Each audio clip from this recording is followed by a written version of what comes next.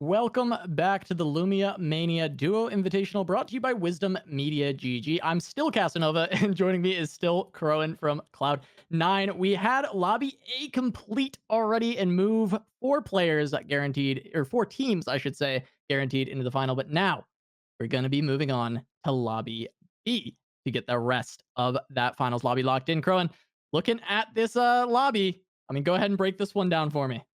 Oh yeah, gonna be having some great competitors here. I'm gonna be having my eyes on Tomsorcer and Ashent. I think they're two very, very well-known players in the community. Tomsorcer, of course, one of the most popular ERBS content creators there. So I think their expectations for them are very, very high. But we can't count out anyone else in this lobby, of course. There's some fantastic players, I think, naming, Averse, Sleeping Lion, Celeste, Passant, all being paired up with players who have been grinding the game kind of almost nonstop in the past couple of weeks. PinkWard especially. I think PinkWard's been on such a hard grind. I'm He's excited to see grinding where so much. PinkWard and Celeste end up. Yeah. Yeah, he's been playing so much, but I also want to point out that we have some world champions in the lobby. Bloom True. Averse, as a team, we're world champions in Battle Right.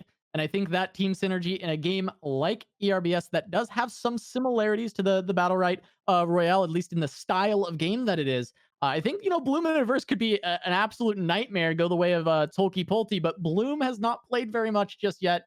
He's a very new to the game. We saw them grinding a little bit the last 2 days.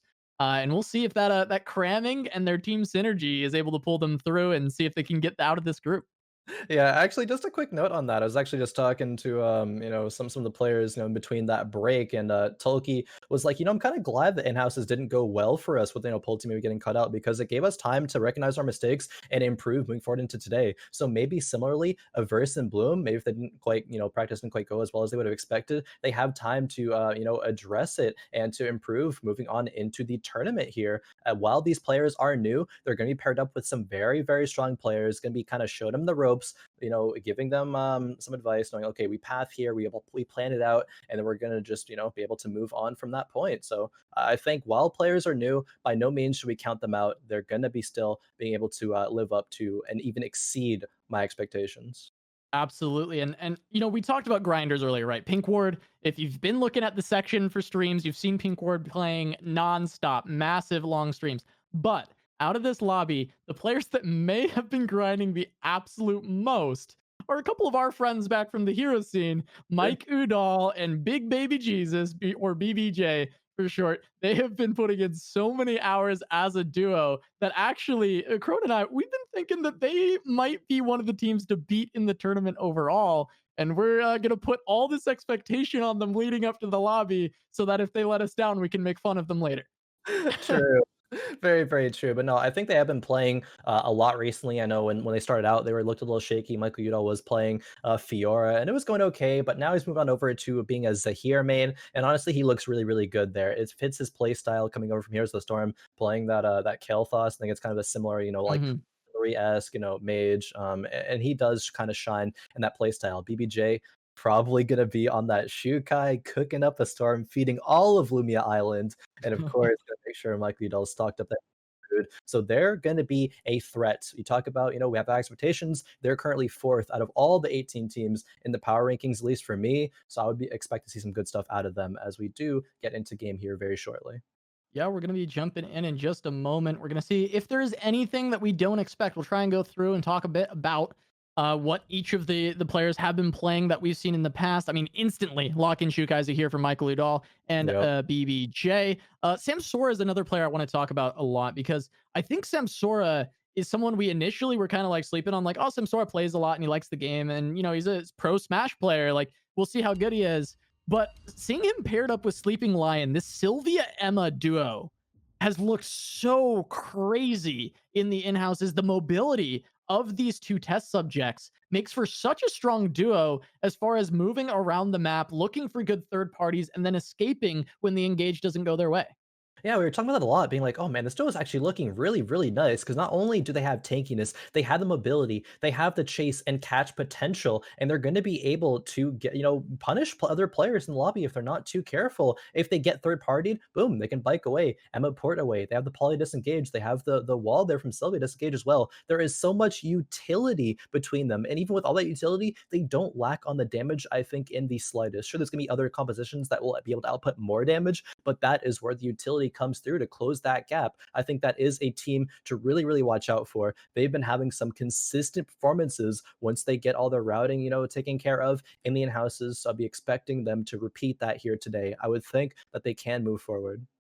Yeah, I would really be having my eyes on that duo in particular as definitely one of the duos that I think people may have not expected to be one of the top duos out of this group. I think they can surprise a lot of people going into this one. We see PinkWard also has been on that Emma, going to be on that Control Ward account. But, Emma is interesting because there are some similarities to PinkWard's Shaco. There's, some teleporting, some tricks. Really, it is just Emma being kind of tricky and jumping around and all the jukes. And PinkWard Yeah. has been really clean with those jukes overall. And I've been loving watching his stream and seeing this Emma play.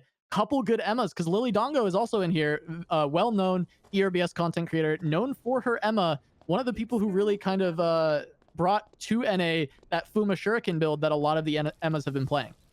Yeah, definitely. We're going to see PinkWard, the only player, the only Emma starting up here in Temple, versus, of course, in the archery range on the hedge. And we have an interesting array of heroes here. We have, two Shukais, two Adrianas, two Zahirs, in this game, three Emmas even. So we'll have to see how this lobby shakes up in terms of pacing. 'Cause it's gonna be a lot different than our lobby number one. We have like no Ayas, no Yukis, no Isils or anything of the sort there, but still. A lot working on here, and only one Razi actually. Passant, one of the best Razi players, is going to be, of course, on there, paired up with Gummy God on the Shukai. Gummy loves to get cooking there. Actually studied to get a culinary degree. A little fun fact for a bit there, so he's gonna know what's up to Yeah. get cooking.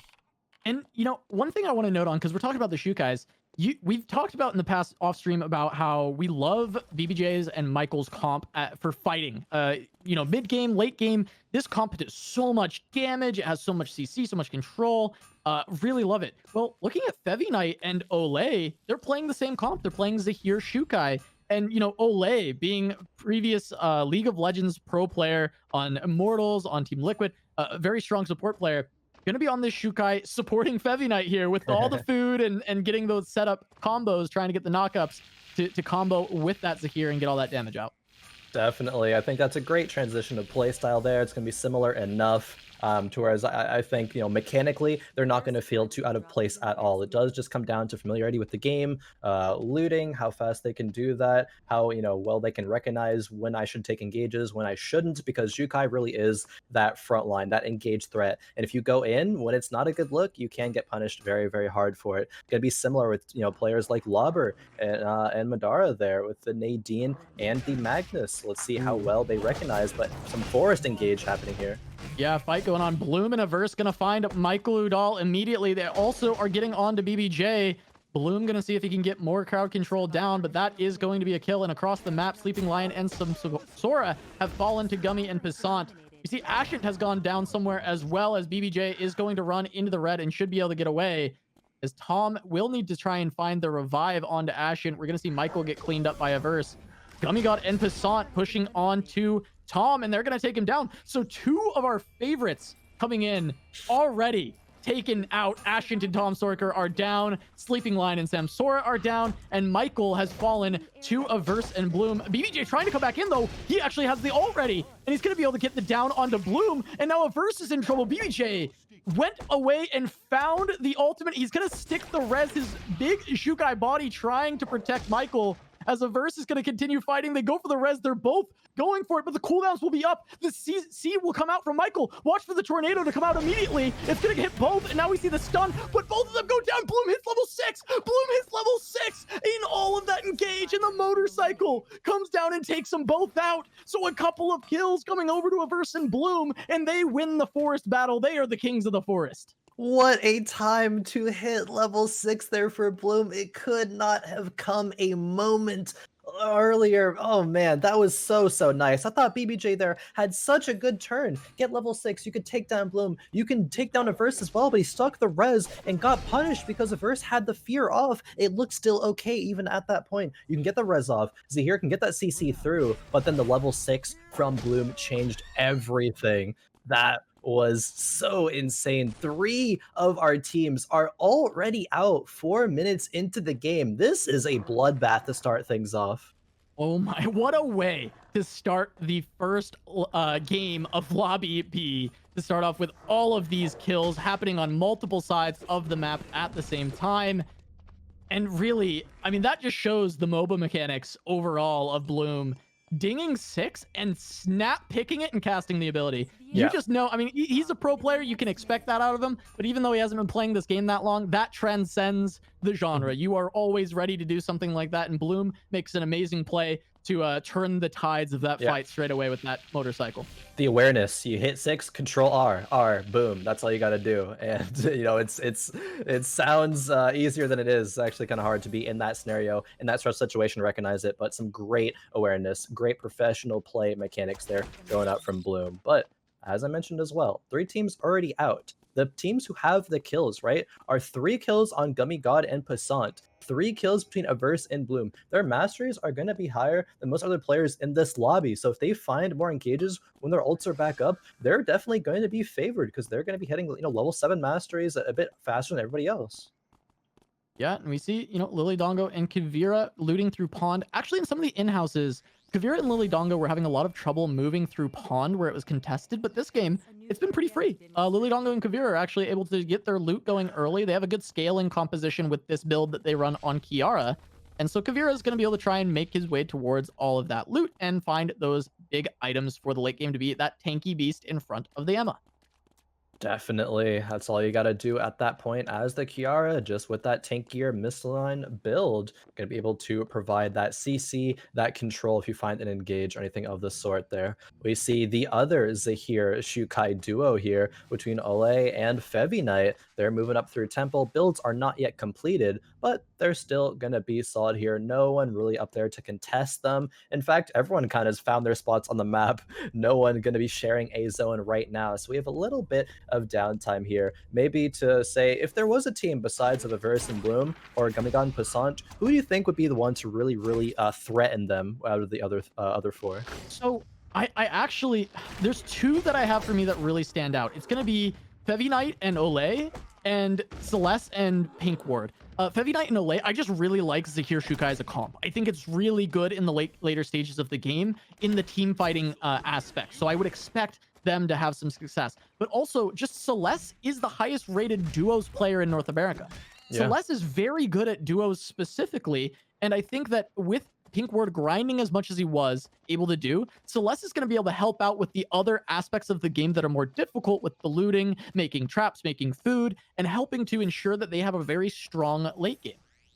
Definitely so, and we now have confirmation that both Averse and Bloom and Gummigun Passant, they all have level 7 mastery, so they have those weapon skills online there if they do find a fight here soon. But that's a great point there. The veteran, even just duo, you know, prowess from Celeste there, that's gonna be a lot different than solos, because duos is, you know, as it is, a whole nother game mode, and you have to play a lot differently. So going to be having that experience under his belt. We might see Lauber and Madara give chase here. Madara actually liking the, I believe it's the bow Nadine over the crossbow. That bow skill, obviously, as you see it come down there, is going to be very good to catching kills and just having that utility coming out from it.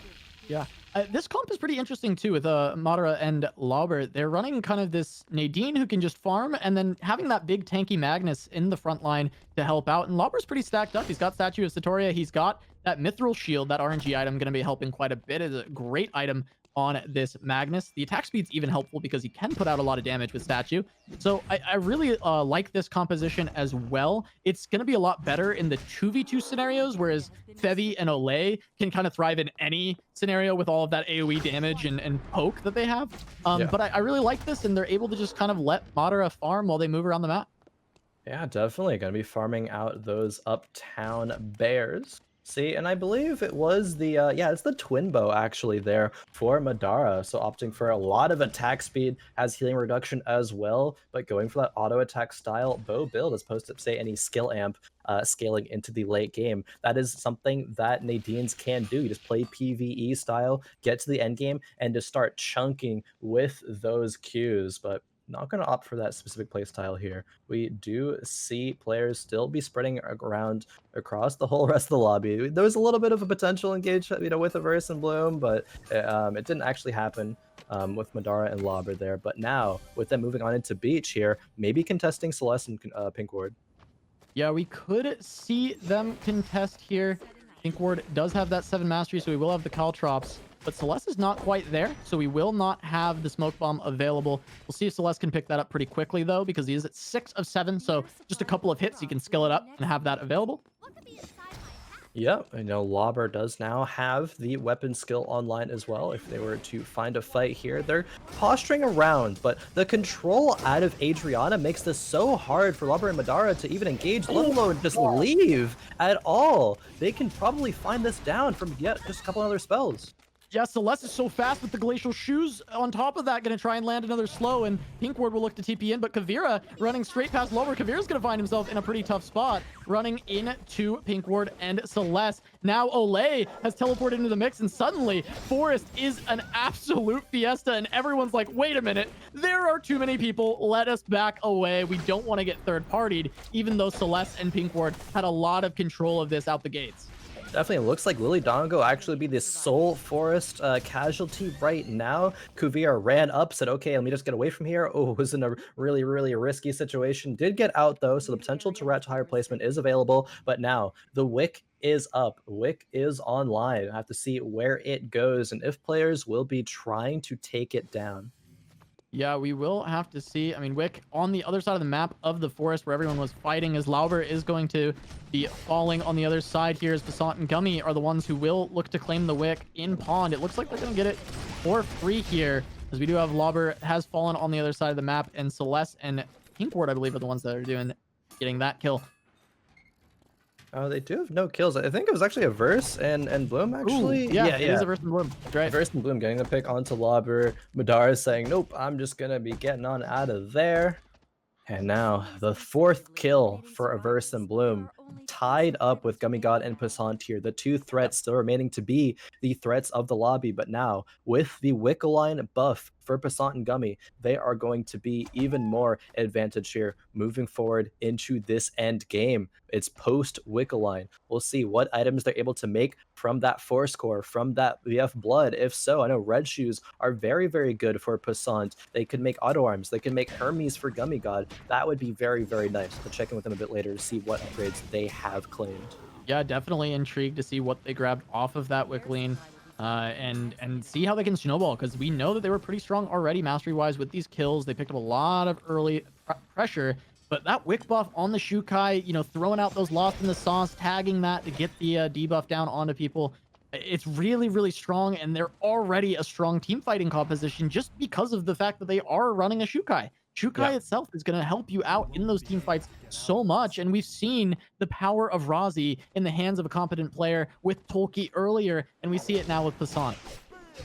Definitely. Gummy being a great compliment there, kind of the support engager, and that can be very well. Sometimes I do notice Gummy gets a bit aggressive on engages, sometimes gets caught out in situations where he shouldn't really be aggressing on into, but with the lead they have, it's a lot less likely to get punished. Control Ward here, not getting punished as well. Some great TP usage over into walls. Of course, there's something they've done a lot being a Shaco main, but yeah, this fight getting underway here. 3 parties.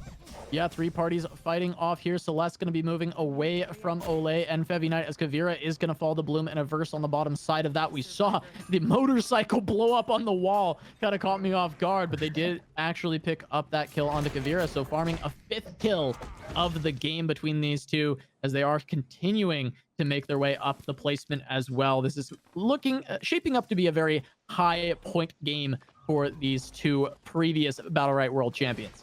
Definitely so, and even more engage happening. Oh, it's a great polymorph there onto Ollie. The engage has been denied. Can they kite this one out? Yeah, they're trying to kite away, but these are great ultimates from Celeste. Not quite going to land all their damage as Fevi Knight's ult is not going to connect onto PinkWard. A good sidestep. The Caltrop's not getting a lot of damage out as the Poly does land onto the Zahir, and that is a big burn from Celeste as he's just going to melt through Fevi Knight and Olay, and that is going to be 2 kills going over to Celeste and PinkWard.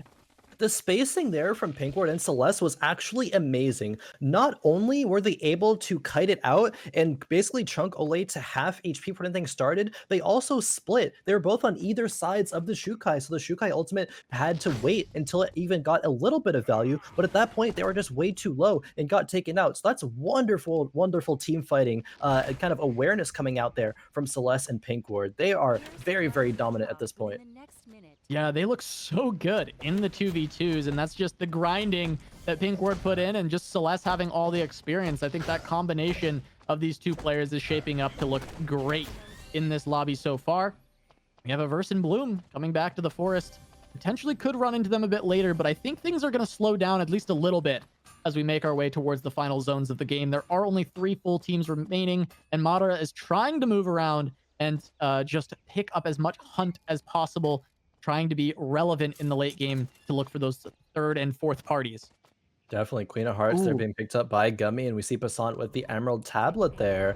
So some solid additions that they've picked up to round out their builds here. Madara, of course, as you mentioned, going to be picking up some more Hunt. Does have a little bit of skill amp, actually, with the Burgonet and the Gojin there with the accessory. So the Qs still will chunk. Maybe they're going to be able to get a cheeky snipe on a kill when we do reach our final zone. That's kind of the only hope that the Lauber and Madara team has on securing some points, as opposed to just, riding it out for placements. But it is still possible. There's still kills between every other player in this lobby, and the bike actually coming through here for Bloom. But yeah, you don't really want to, run into that. Just gonna be able to look for the pick, say nope, I can't get it, and run away. They probably want to wait for that bike to come back up before they take an engage again. But we'll see. Celeste actually on level 16, so the rank 3 ultimate coming online. They're definitely going to be looking for this fight. No completed accessory for Celeste here, but it's not going to matter too much. Yeah, I really loved that because it looked like you could hear the comms between these two players, whereas like Bloom's like, I'm going in, and Averse is like, no man, come on. They backed away. But now they're getting aggressed on by Celeste, trying to get as many slows down to give PinkWard the damage. Averse with a great TP, and Celeste is just going to try and move through to find them, but Averse and Bloom should be able to kite out of this one. However, Celeste and PinkWard really don't want to let him go, it seems. They're just running them down. There's a remote mine there. Celeste does have some charges coming back up, but they are going to just deal with some of these traps, and I think they just want to keep the pressure up. They're just trying to burn through all of Averse and Bloom's food and just prevent them from being a factor later on in the game. They knew that Bloom's ultimate was down, and actually Averse's ultimate got canceled there, I believe, by one of those knockback effects from the Adriana. So they'd recognize that they definitely could take the fight at that point. They weren't able to keep chase, however. Averse and Bloom going to be porting on over to Pond, run up into Temple here. We have our final 3 zones. It's going to close in but 25 seconds, as we'll see where the final one will be. But everyone kind of in their own little spots here. No aggression, at least for the time being. See Gummy's build here online with that Lance of Poseidon, I believe. The Queen of Hearts, like we haven't, talked about them in a bit because the action has kind of gotten to a lull, but still, Battlesuit online for Passant as well. It's going to do great into players like, or teams like Gummy God and Passant. It's going to have that skill and production as well as that normal attack damage reduction as well. So I think that is a great identification there. Or into players like Madara and into, Averse as well. Like, there's a bunch of damage from both kind of AD and skill amp. Yeah, I want to point out that Madara is currently, the highest mastery in the game at that 14. Is having that ability to use the level 14 bow skill, because you talked about the poke from the skill amp that he's got in the build to be able to land Qs and maybe snipe a kill, but bow skill can also do that. And so we're really going to be watching those snipes to see how they impact the fights if Madara continues to not get caught out. Definitely so.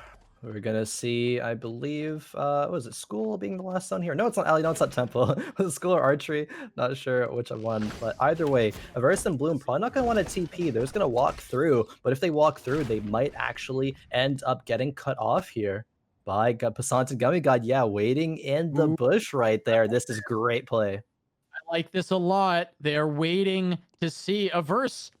Just that experience. It feels like he knows. He knows something is up. something Yep. is amiss. He's gonna go throw the bow skill in, catches Gummy's charge and lands the fear. We'll see if Averse wants to commit, but Bloom just was not really in position, and chasing can be a bit scary into that corridor with the Shukai. So they are gonna back away, but that looked like a great setup. But Averse, just being too experienced in this game, knows, hey, I'm not gonna face check that bush. Yeah. I've got bow skill. We can keep playing it slow. Averse checks pretty much every single bush that he runs past with either bow skill, the root, or just a charge of that Q. He is not really going to be falling victim to a scenario like that very often at all. So yeah, some great presence of mind there. School is going to be the final zone here, and the team of Celeste and PinkWard have it controlled. Passant and Gummy God are coming through though. Madara still just waiting in alley, just gonna be riding it out. Actually, Port's on top of Celeste and Control Ward. Yeah, it does end up directly on top of them. Very unfortunate for this Nadine. And Celeste is burning him down, but Madara's actually putting out so much damage on the turnaround. Might get the down onto Celeste, but not quite able to grab it right away. PinkWard going to be putting out some damage, but now Bloom is collapsing. Bloom is trying to find his way onto Celeste. Celeste and PinkWard gonna make it out as Averse is going to track down Madara, who, oh my god, almost had the 1v2 on this Nadine. Yeah. Really impressive stuff out of Madara, who's another Heroes player who's a bit newer to the game. Not only Heroes player, but a DPS player. And we see those ADC, kind of ranged carry mechanics there on that Nadine. I thought Celeste actually might go down there for a second. Wonderful 1v2ing. There is the potential for a scenario like that to happen, but they kited out, and then Averse picked up the kill, fortunately for them, in the right place, right time. And they're now up to 6, as they do have our final 3 teams remaining. We've seen this earlier. We know just because you're in the lead, you might not win. You don't want to be the team to, start the engage off, because you're going to get third partied. So let's see how these players will adapt to this situation. The timers are going to come into play here. If they have a low timer, they're going to be in such a bad spot. You can get away with having a high timer, starting the engage, and then cutting out while the other team gets third party. You can heal up and the red, and then come back in at that point. Yeah, I mean, if we're looking at just this final zone and looking at the team compositions, Khroen, I mean, walk me through it. Who's got the advantages and why? Oh man, advantages. I think if Celeste and PinkWard have good timers, they're just going to be providing so much control and disengage there with the Adriana and with the Emma. Neither of them should really be able to get caught there. So if they play it well, they should be able to have an advantage. Let the other teams duke it out there. Of course, there is still a Shukai. If Shukai lands a massive ultimate, that could translate into a lot of kills. That really just depends on how these teams will play it out and who they decide to focus there. It could throw a wrench into a lot of plans. Gummy and Passant have full timer, but they are wasting some of it right now. Let's see how this gets underway. Yeah, we're moving into the final zone. The timer's ticking away. PinkWard and Celeste do not have much timer, and they're taking a lot of damage from Averse, landing the fear. Celeste getting pushed out, and they're both getting focused by both teams. Bloom gonna go down, but the remote mine gonna try and trade onto Gummy as Averse teleports in. Control Ward gonna push forward on that Emma, trying to polymorph onto Averse, but now Passant is just trying to pick up the kill onto PinkWard. Averse is going to get it, and now Averse has control of the zone, going to start trying to pick up Bloom, and Passant's gonna have to try and make his way in, but the fear is gonna land, and Averse is too clean on this Hedgen. He's gonna pick up the lobby with 9 total kills on his team, and that is the Battle Right World Champions Bloom and Averse taking game number 1.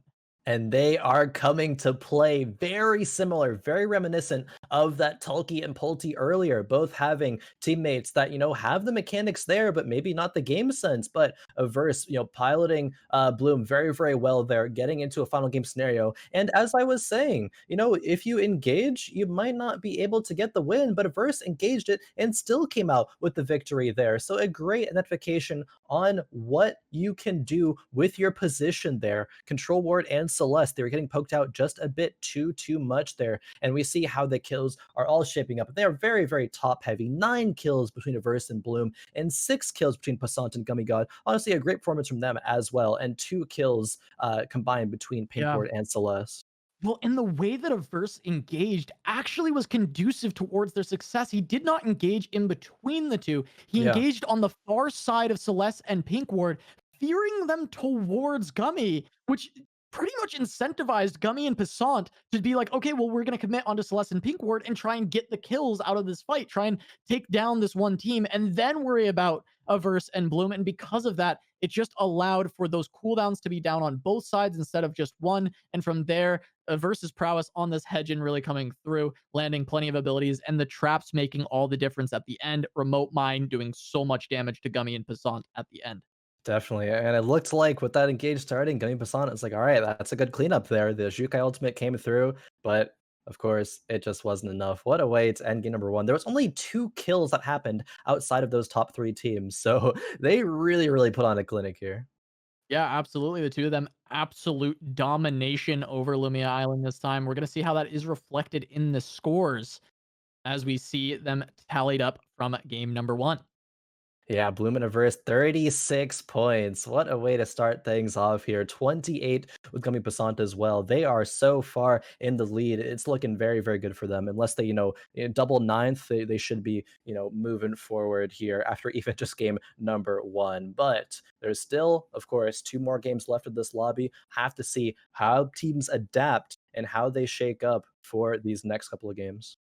Yeah, we'll see if any of these teams can have, a big breakout performance like we just saw out of Averse and Bloom and completely kind of flip the table, make their way back towards the top. There are 2 more games to have the same result that Averse and Bloom did.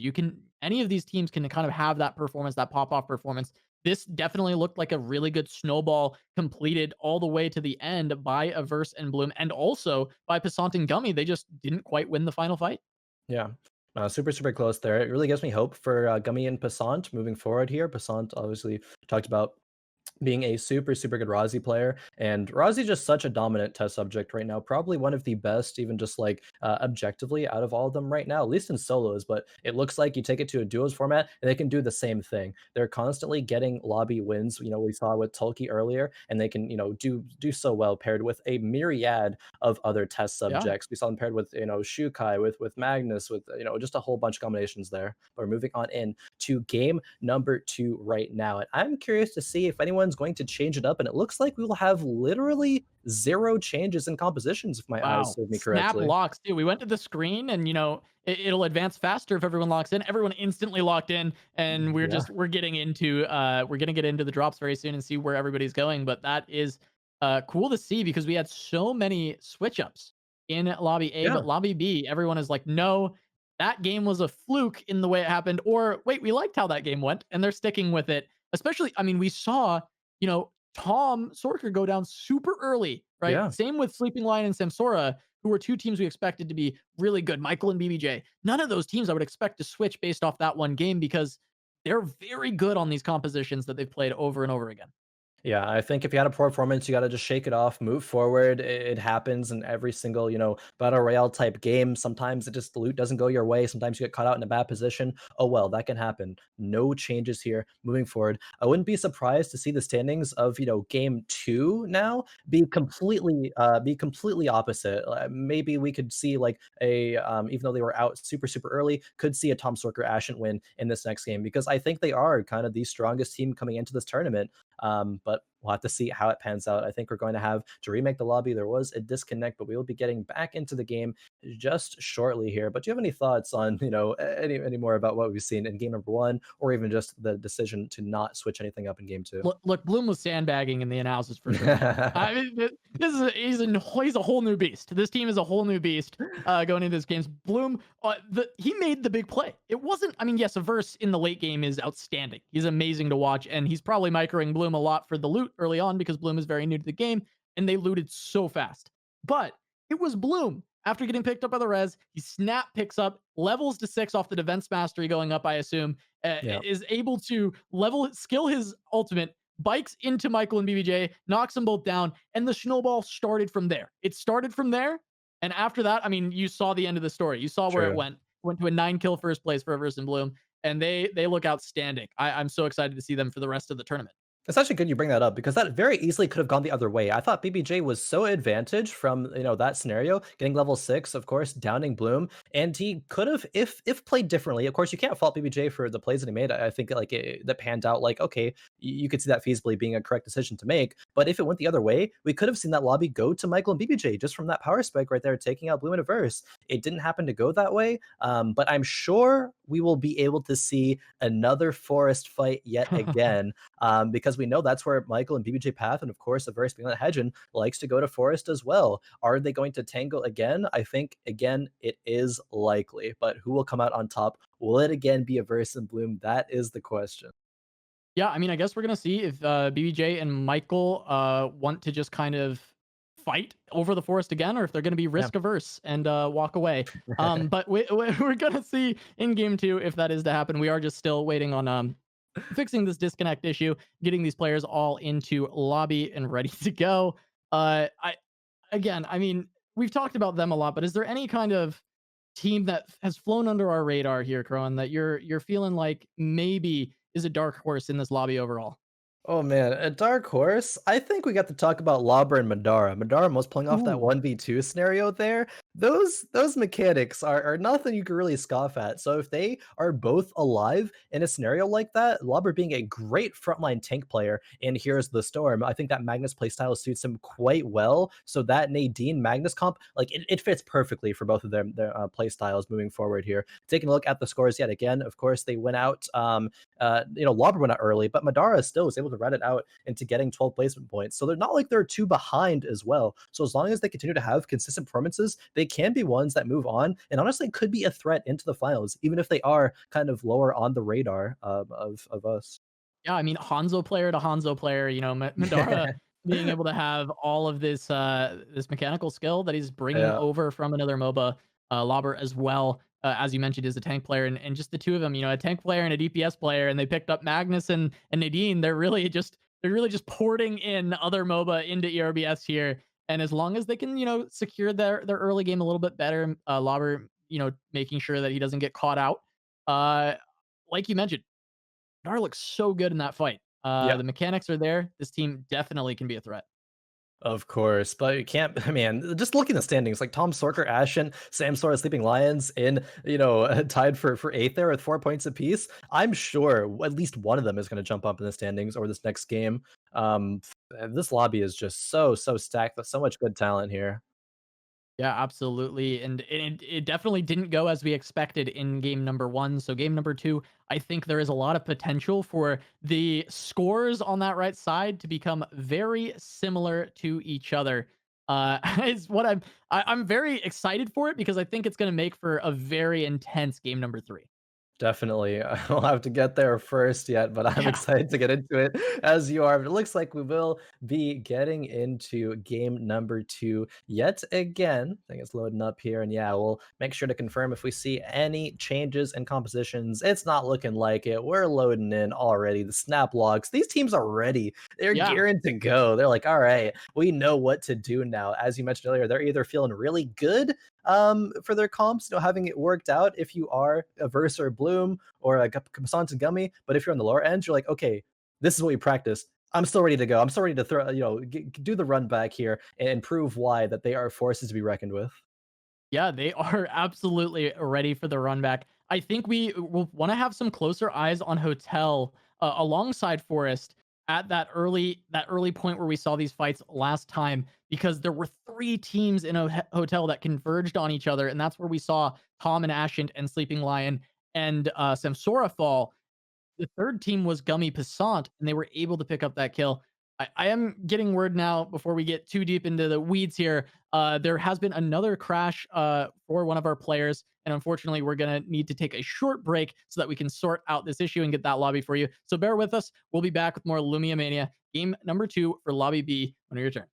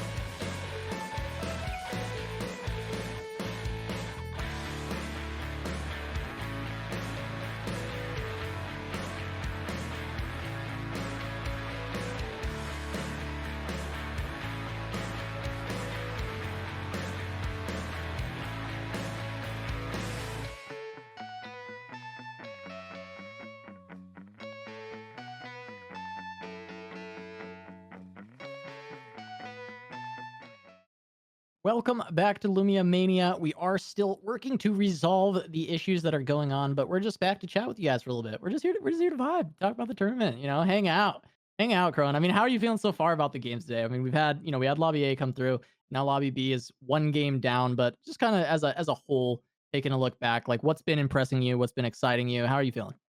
I mean, it's those middle of the pack teams, at least that I was predicting that were middle of the pack, really showing up and impressing. Of course, you have, I got to reference again, Tulki and Pulte. You have an amazing caliber ERBS player paired with a newer player, one that looked a little, shaky in practice looking up to this event, but they show up on game day and they are just so dominant. And that kind of throws a wrench into everything that I was thinking about with how these games would play out, right? We're going to get into, the game soon, but then into the finals. And I'm always just hyped up for any finals of anything because it's, the best of the best all clashing. And that's when you get, just this absolute best action going on. But it's going to be with these players going to be maybe knocking out favorites, say like, Homecoming and a language not moving forward. It's Yeah. a team that I thought was going to be not a lock per se, but get in maybe that third, fourth place slot at the least. But then we got people like BBJ, Michael Udall, unfortunately, not having a great performance there. Sleeping Lion, Samsora. It's just kind of all over the place. I wouldn't say the power rankings are really in shambles because still the teams that have advanced, in Lobby A, there were still ones that we thought were going to do really well. It's just the one or two teams that are really making their names known, making sure that they are not going to be slept on moving forward. Yeah, some people making absolute statements like Tolkien and Pulte earlier. And I think Averse and Bloom really showing up in game one saying, hey, what's up? We're here. Yeah, The yeah. champs are here. The champs are back from battle, right? Coming in ready to really show everybody up, saying, hey, you guys may have been grinding. Bloom didn't need it. Bloom can come in with a broken hand and Oh take some yeah. people down. Is on a broken hand paw, still competing. It doesn't even matter. It looks like we're good. Finally going to be loading into game number 2 here of Lobby B. And once again, no compositional changes here. Still got wait, actually we do. Wait. Oh no, No, we no, don't. we're I'm we're insane. good. I Yeah, was we're gonna good. say We're I good. thought there was only 2 Shikais, and I was like, wait a minute, no, there's been 3 the whole time. Ole also, yeah, on the Yeah, Shukai. yeah, on the Shukai. Of course. I'm insane. Don't pay me any mind here. 3 Emmas, 3 Shukais. Still nothing like an Isol or a Yuki, anything like that. But Ashant and Tomsorcer. Gonna be seeing the Tomsorcer view here. The white flag on the spawn.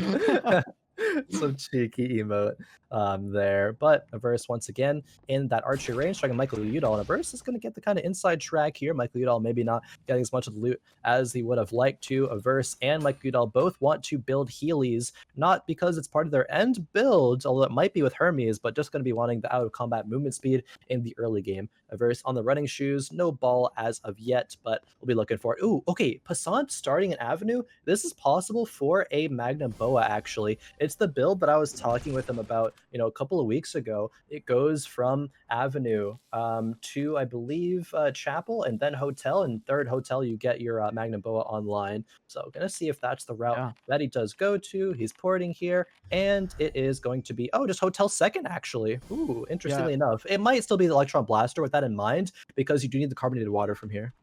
Yeah, I mean, the hotel port does check out from the previous game as well. We saw Gummy and Passant pick up a lot of kills in hotel last time. And we'll see if everybody does coalesce in this area once again. Bloom and Averse are in Forest walking into BBJ, however. So we may see a repeat of last time. I know they're not quite looted yet. So I know that fight's not necessarily going to start straight away. And maybe BBJ and Michael will stay away this time as we see Averse and Bloom trading items back and forth. Gonna have a lot of crafts. Yeah, on the Scorch Bow right now, doesn't have the full complete Elemental Bow online yet, but BBJ getting bullied out, forced to just dash away there already. It's really huge, actually, for the pacing of the game. If Michael and BBJ are bullied out, they need Forest. There's so many items there. We see that's why BBJ is sticking around, but they can't do this. They have to Yeah. just back away. Yeah, they've been pushed out. This time, it wasn't even really close, which maybe is better for them because taking the all-in fight is very risky. And if they lost it again, they would be in a lot of trouble going forward. So getting pushed out, of course, not good for their looting, but maybe they can salvage, find the loot that they need, and Oh, scale man. this game out as it looks like both Tom and Samsora's teams have ceded Hotel to Gummy and Passant this time. They said, hey, we died there last time. We don't want to go. Yeah, some adaptations being made, but not on the end, again, of BBJ and Michael. They say, okay, we actually don't know how to adapt without Forest. We need to go back in here. And luckily enough, Averse and Bloom have gone further away, but they might be walking back towards them right now. So we'll see if that actually ends up in anything soon. But for now, looking on over to Control Ward. Yeah, it is going to end up being a fight. They find him. Bloom gonna go down first, though. Shukai does hit level 6, but it's just a little too late. If BBJ was able to get that burnt up to the crisp off on Averse, that might make this fight very close, but Michael is behind, and Averse is on the elemental bow, continually tagging his auto attacks, but Averse has just dinged 6. The second he's got the teleport ability up, Averse can go for the one shot on Michael. Here it is, the patented Averse combo gonna go out, and he's gonna get on Michael, and once again, Averse and Bloom take down BBJ and Michael Udall in the forest and completely shut them out. They get one kill yet again, but this time it is Averse cleaning it up. There was just not enough SP remaining on Michael Udall there, so not being able to adapt to that build is actually disastrous for them. They need to be able to get out and maybe go to, say, like Pond or something to get those gemstones, get those hammers, or whatever it is that they need as well, because they cannot be taking this fight and losing it yet again. They only have one more game left after this to, you know, kind of repair their standings right now. But for now, it is once again going to be Averse and Bloom taking such a lead in this game. Samsora gets a lot of damage down onto Gummy there with the hat. They were both stacked up, as Gummy and Passant did pick up a kill on Mater earlier, but Samsora and Sleeping Lion are corralling them and getting so much poke off. We'll see if Sleeping Lion decides to pull the trigger and go for the motorcycle, as Celeste is cutting off Gummy and Passant now. They're getting corralled into the corner. 2 Emmas, an Adriana, and a Sylvia, pushing them into the little mini-mart on the side of the alley. Samsora moving in once again. They're just both poking at Passant and Gummy. They want the points, they want the kills, but they don't want to get caught up in the third party, as Celeste and PinkWard poke at Passant. Passant falling very low, as Ashen is getting picked off by Fevi Knight and Olay on the other side. Ashen and Tom both die. As we look back, and Passant is down as well. Yeah, and still a fight between PinkWard, Celeste, and going to be the other team as well, the Sylvia and the Emma. But so much poke damage coming out the control from both of these teams. Can they find a solid kill here, though? It's going to be hard for either one to lock one of those up.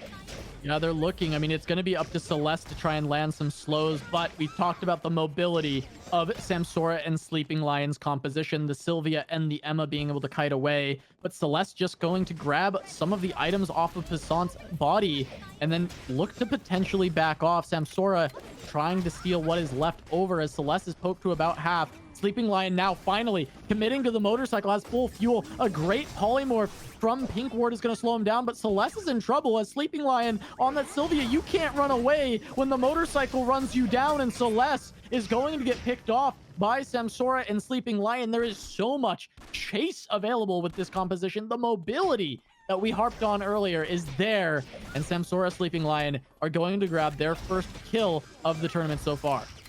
PinkWard doesn't want to give this up, though. The Shuriken skill comes out. Celeste is so low. Samsora sees to throw one more spell, and yes, takes out Celeste. PinkWard now trying to kite away. Might actually pick up some kills on the back end of it, though. Sleeping Lion goes down. He gets Sleeping Lion, but he's very low on SP. The food is ticking, 3330. Just land a huge combo on Samsora. The sidestep onto one more. The passive proc lands the Q. And Control Ward. PinkWard lands the hat. So does Samsora. So does Samsora. And they wipe each other off of Lumia Island. That has almost never happened that I've seen there. They both Emmas killing each other. The hat's coming out at just the right moment there, but it was beautifully played by PinkWard in that 1v2 scenario. Great job, though, by Samsora picking up the return, but oh man, was that hype to get things underway here. PinkWard is so sick. PinkWard is so sick on this Emma. The movement was so clean. Sidestepping in between those cards from Samsora. And even though Sam played so well in the 2v2, landing so many abilities and catching up to Celeste, PinkWard at the end in the 1v2, oh my god, that was amazing to watch. PinkWard played that about as perfectly as you could in that scenario. You can't even like guaranteed dodge the hat at the end there. It's just like, oh man, it's just so well played though to even get that 1v2 scenario at all. The shurikens coming out, supporting through them, getting the reverse effect, pulling in off of that hat. It was just, that was so nuts. We didn't really touch upon that much, actually. I mean, we did, but Ascent and Tomsorcer going down early in this game yet again. Personally, my favorite, and I think yours too, coming to this tournament, they're just getting bullied out by teams that seemingly are just stronger. Yeah, and I don't know if it's compositionally, Fiora having a little bit of trouble in duos, maybe hurting them a little bit, or just this lobby is not good for their routes. And I wonder if in game 3 we'll see Tom and Ashen swap to a different composition and just try and go for a big first place. Yeah, definitely so. See Lily Dongo and Kuvira here farming out the Doc Bears. A lot of players preferred Doc Bears over any other, not off of any, logical reason, just really subjectively. Gonna see if that's gonna net them any RNG items there. But Lily Dongo haven't talked too much about, apart from being a wonderful Emma player. And we saw the Emma plays come out here, so Lily Dongo has to live up to this hype now. Yeah, for sure. I mean, Lily Dongo is in this lobby as kind of the more veteran Emma player compared to Samsora and PinkWard. Samsora and PinkWard coming from other games, but Lily Dongo does have a really clean Emma. And I mean, just the bar being set so high with PinkWard and Samsora, it definitely makes it rough, but I think Lily Dongo is up to the challenge. Yeah, definitely so. You see, the build is not online, in fact, only still on blue shuriken. I'm not sure which exact shuriken it is, but okay, it's going to be the chakram, so we want to build into that wind and fire wheels, and usually that's one that you're able to get online rather quickly, but something in the routing has gone pretty poorly. Needs to get on the line before they really take any engages. Lauber this time is going to be the sole member remaining on that Lauber Madara team here, so can he pull off a near 1v2? We'll have to see later on into the game. The solos, Lauber and Gummy God, they could form a bit of a truce there, a bit of a team. Could form up to, again, parties of 2 if your duo is dead. Olay and Fevinoid have 2 kills to their name right now. Still a bit more to go on that build. Still not completing those EOD boots or the armor either. Just now completing the boots. Yeah, and you touched on, can Lauber have the 1v2 like Madara did, but I would say that it's a little bit more conducive for Nadine to pull something like that off. Whereas the Magnus might do a little bit better on the rat jamming, being able to get on that motorbike and run away from any poor situations. We do see Averse and Bloom kind of on the hunt here, trying to push Lily Dongo and Kuvira out of Temple, but not going to chase too far, as this is just going to be a collapse down to Hospital, and then kind of the world is your oyster from here, as there is a teleporter if they choose to use it. Yeah, they probably need to use it as well. The zone's gonna be closing in 15 seconds. They might not realize it actually because they're moving down towards Hospital. They need to really be aware of that. I think Lily Dongo realizes it right now, and Kavira's like, oh snap, you're right. But they are gonna point it out of here, be okay. They didn't even need to waste a lot of time there through Pond because that Temple to Hospital kind of path there is rather short, thankfully for them. See where they port on over to, Hotel. though. Yeah, gonna be that hotel.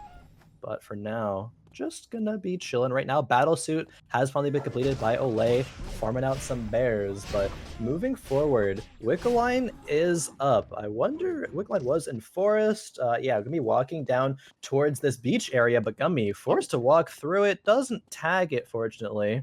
But maybe that will be started here by Averse and Bloom. Yeah. Yes, it will be.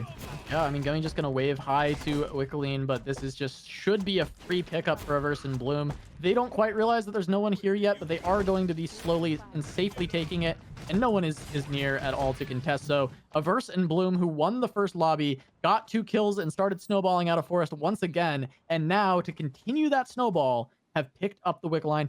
And I mean, we're gonna see what items they build off of this.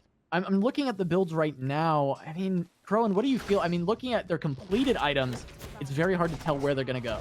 Yeah, I think Hermes would be really good in this scenario. Maverick Runners don't really give you a lot of stats in the Hedgen. It just gives you the auto combat movement speed and a little bit of attack speed, but as Hedgen, you don't really need the attack speed that much. I think Averse usually, if he can, holds on to the Heelys that he makes in archery range. We'll have to see once they get those online, though. If they already have the Heelys, it would have been already a Hermes, I would imagine. So yeah, I need to find something else. Yeah. I think that's where the Maverick Runners went. I think Averse was just on Heelys and couldn't find his Oh, boots, yeah, so he just decided, okay, well, I'll turn him into Maverick Runners to get a little bit faster. But now finds the Force Core, can't turn that into a Hermes, and we'll likely be looking for new pair of running shoes and a new ball going forward to try and craft that. Other than that, are there any other big items with that Force Core that you can think of for that composition? Not really offhand, I would say. I guess you could, no, I was gonna say make this Monkey King bar, but you're not gonna go for that at this point for Magnus. Can't swap fully over to that. So I'm not sure. They might just make some remote mines from it. I would say if they don't find any more. I don't think ball is actually available on the map right now. Archery, forest, and factory are all red zones. So yeah, no more balls in the map unless they want to eat some Ooh. zone timer to try to find that. But Lily Dongo and Kavira kind of trying to step a little bit to Fevi Knight and Ole here. Just gonna go their separate ways, it seems. Loot up. Lily Dongo's still on the chalk room. No wind and fire wheels. Oh no, yeah, Lily has been having a lot of trouble finding that item completion, and they're also very far behind in mastery compared to Fevi and Olay. Fevi and Olay are at 10 compared to Kavira's 7, so they're definitely having a bit of a stat advantage, and it's just going to come down to can Lily poke a lot, but she's just on that blue weapon, on that chakram, like you mentioned, so they really don't want this fight right now against Fevi Knight and Olay. Yeah, definitely not.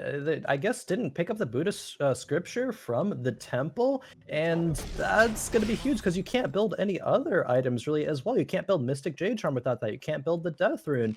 You can't build the Wind and Fire Wheels. Can't build so much without it. Oh, This is so huge, actually. Avert Oh man. finds them in the corner hiding, and Bloom's got all the follow-up with the bike, and that was just a very quick blow-up and double kill onto Lily Dongo and Kavira. They were able to survive for a while on what seemed to be a pretty doomed loot run from Lily and Kavira. So well done by them to at least avoid encounters and play safe when the loot was not going their way. But they are finally caught out as Averse just always checking bushes and Yeah. checking them so aggressively, was ready to just follow up the second they knew that Kavira and Lily were there. Yeah, I was gonna say not only aggressively, checking aggressively, but be able to capitalize if it is a good look and doing that right there beautifully. Taking 2 more kills once again. They are the kill leaders in this lobby right now. 4 to their name. Only 2 here for Fevi Knight, and Gummy and Passant have 1, but that's the kill that Passant has. Gummy still just doing a good job rat jamming it out. Same with Lauber here. We have our final 6 players left remaining. We do see some convergence in the temple, but Lauber there in the corner of the bot or bot right of temple, just kind of taking a knee there, just chilling. It's gonna be okay though, as we're gonna be moving to our final zone again. It's going to be one of, is it school or archery? One of the two. Yeah, we'll have to see where it ends up, because I think that the difference of final zone can really affect how the two teams of Averse and Bloom versus Fevi Knight and Olay are going to interact. If there are a lot of walls and terrain, it makes it a little bit harder for the shoot guy to move in, and it does very much favor the Magnus for trying to find those wall stuns. So we'll have to see what zone it ends up being, and if it's a more open area, I do like that more for Fevi and Olay. Yeah, it's gonna be school, so we're gonna see a repeat of the last zone. It seems like, actually, and that is a spot where Magnus can get a lot of wall stuns, and there's 2 Magnuses alive right now, so it might be some third-party opportunities coming out from Lauber here. Lauber is still chilling out in Temple, recognizes that there is still a Verse and Bloom on the prowl there, throwing out some cheeky emotes.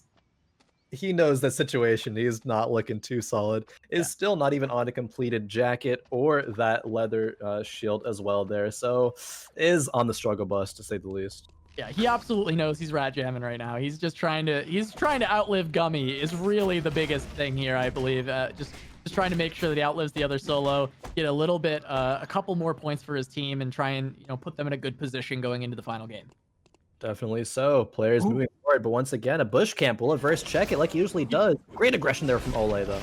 He didn't quite check it in time, and now Olay got a very good engage. Didn't quite connect on the CC straight away, and Averse was able to get it away for now. As Olay dashes forward, it's a bit risky. Averse starting to try and turn it, but does not go all the way in. Olay is ticking only 34 food. It's not the best food in the game just yet for the shoot guy, as Fevi is going to continue to poke back on Averse as he is on the hunt. But that was so close to them instantly taking down Bloom. And now they're in the red zone, having to make their way into school. This was a very close fight. If they had got that down on Bloom, it would have been very tough for Averse in that scenario with the zone closing up.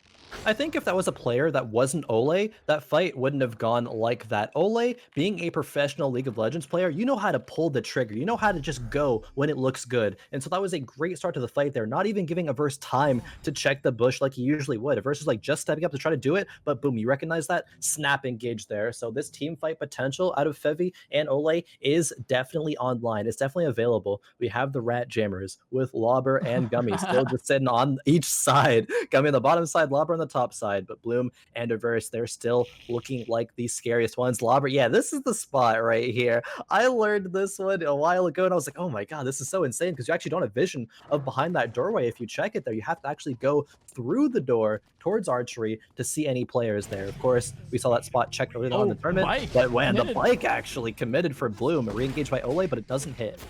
Yeah, does not connect, and now Averse is looking for the fear onto Ole, goes in with the ultimate. We see that bow skill come down onto Fevi. That's a lot of damage, and Fevi looks like she's going to fall. Bloom and Averse pick up the kill on Fevi, and now there are only solos remaining as we move to the final zone. 30 seconds left. Gummy looking to take control of that zone. I wonder if Gummy's been crafting traps. I know Gummy is pretty good at crafting those extra items. One of the, more variety game streamers that has moved his way into playing a lot of ERBS recently. He might have that knowledge to try and set some stuff up on that final zone and make room for him to maybe turn this around. Maybe the Zhukai's kind of swap spots there. We'll have to see. Lauber, does he have anything? I mean, you got to bike away, of course, at this point, but you're going to be running into other players. You're going to be running into Gummy God, or maybe not, with a little bit of jukes. Monka steer there. Gummy runs away, but Lauber just in between Bloom and Averse. Yeah, we'll see if Gummy can step up and maybe steal this with a Lost in the Sauce. It looks like Lauber's caught in a corner, not going to be able to get that snipe. And now the final zone is controlled by Bluminiverse and the double Shukai. We'll see if they burn them to a crisp or if they do not fight together, as Bloom with the reaction timing denies that charge in from Olay. As the two Shukais are slowly converging, we see Olay go in. Is Gummy going to join him, or is he going to go for the steal? It looks like Gummy just wants the kill, but Gummy's going to end up in trouble. He's trying to go for the fight, but instead it's Olay that gets the kill. He gets one final kill and grabs the second place, but Bloom and Averse are just running away with it as they get first place once again, with this time having 7 kills. That is an insane performance. I'm getting deja vu with that final circle again in the school between Averse and Bloom, playing it so aggressively. Averse on that Hedgen, one of the best, if not the best Hedgen players in North America there, and you can really see that through the play there. Averse, the highest mastery in the game, was on 15 there, was on actually the only person with level 2 weapon skill through that entire game at the end phase there, and he had it for a bit, had it for a couple minutes. We get to see second place, Ole and Fevi Knight. Great performance there, picking up 3 kills. And Gummy God and Passant, while Passant did fall early, great ratting there by Gummy. Nearly got the second place with another kill, but still not a bad placement there. They're going to be, pretty comfortable moving forward into our final game, game 3 of Group B here. Yeah, I mean, this is going to be the final game before we know who will be locked in for the finals. It looks like Averse and Bloom are going to be just guaranteed through. They, Oh 7 yeah. kill first place after that last one. They are so far ahead, and I think we're definitely going to be seeing them. But who will join them is going to be the question. I mean, Gummy and Passant, back-to-back good performances. It does look good for them. However, a lot of these other teams, I think, are pretty low scoring. We'll have the scores soon enough, but man, I mean, who out of this lobby do you really think is going to climb through and join the ranks of Passant and Gummy and Averse and Bloom? So it depends. There's actually a lot of room for any of the bottom teams to make that, just because of how dominant the first and second place victories have been for these 2 games. They've been, Averse and Bloom getting so many that it just takes up all the kills. And if they're all, kind of concentrated on that top end margin, it gives a lot of room for these bottom teams to come through. And even with, any first place, regardless of how many kills you have, you're probably going to make your way into at least 5th, if not higher from that regard. So really, it is anybody's game if they step up. However, that being said, I am worried for players like Michael Udall and BBJ. You saw the kind of resistance to wanting to, change up your path. Forest, they were bullied out of it, said, I don't know how to adapt. I got to go back into Forest, and they got punished for it. Do they have time? Do they have any knowledge? Do they have any more routes prepared to do anything different? Or are they just going to brute force it and get punished yet again? We'll have to see. Yeah, I mean, this is definitely turning out to be a tough lobby for the two of them because they're so contested by, well, the team that is performing the best in the lobby in Forest. Every single game they have to contend with Averse and Bloom, and they just haven't been up to the task yet. And we'll see if they do have other routes that they can go to because it doesn't seem like they're quite able to take that 2v2. Yeah, not quite. Have to see them moving forward. I believe our scores here in but a moment. But I think as well, Tomsorcer and Ashen, players that I thought would be dominating, still they're having some low end performances here. Going to see if they want to swap anything up because they're actually people who have practiced a couple different compositions there. I know they generally do maintain on that Fiora Adriana, but Tomsorcer as well. Very very well in the content creator. He plays a lot of different test subjects. He could probably pull on anyone and do at least decent on them. I know, we like to see the Tomsorcer Shoichi. That's kind Give of me the the dream. Suichi. The Give me the Shoichi. Suichi. Is it time? I don't think it's time, unfortunately. With just the caliber of this tournament, it's just so many strong players. It's so hard to pull out a test subject like Shuichi and make it work, especially if you haven't really practiced it. We'll see though. Maybe they pull out some spice. Yeah, we will have to see. I mean, I'm really hoping that Tom gives me the Suichi. I think he'll look at the scores, and if it looks doomed, he'll give me the Suichi. That's how I see it. I think if it Yeah. doesn't look doomed, if it looks like doable for them to pull it back, even with these back-to-back kind of low placing games, if it looks like, hey, we can maybe top five, top four, then you know what? He probably won't give it to me. But Yeah. Tom, if you're out there, man, Please. give me the Suichi. I want I, to see it. I think it can't look doomed just because of what I was saying earlier. Yeah, There's no, just I think you're right. there's so much opportunity to get into that top four because of how concentrated those plates are on that top end. So unfortunately, Suichi probably not going to be a thing. But man, wouldn't we want to see someone really pop off on a Shuichi? Like that'd be some of the most hype Yeah. eternal return that we could see. Speaking of hype, gotta make sure that remind everybody what happened with Samsora and I believe PinkWard over there. That was probably the best, at least at this point, moment that we've had in the tournament so far. Absolute insanity between those two players on that Emma. As we are finally going to get into the scores here, we see Luminiverse 68 after 2 games, getting so many of those points. But Gummy and Pissant are going to be in that second. Just as a note, Luminiverse have tied Tolki's total score after only 2 games. They've Yep. got one more to go below past that.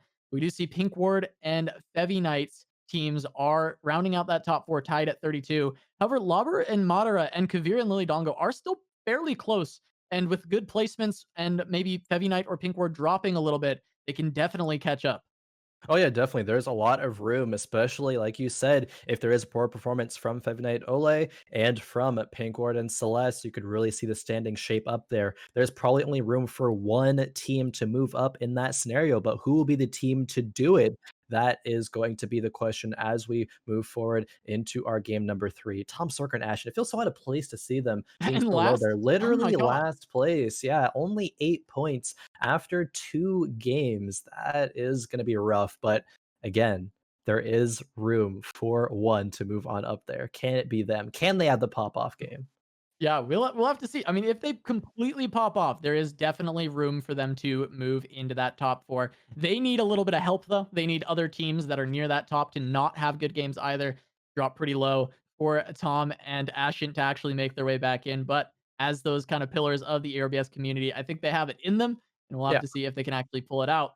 We start to make our way towards that game number 3 to see who will finally be able to make it to that finals lobby to compete for their share of that $5,000 in the prize pool.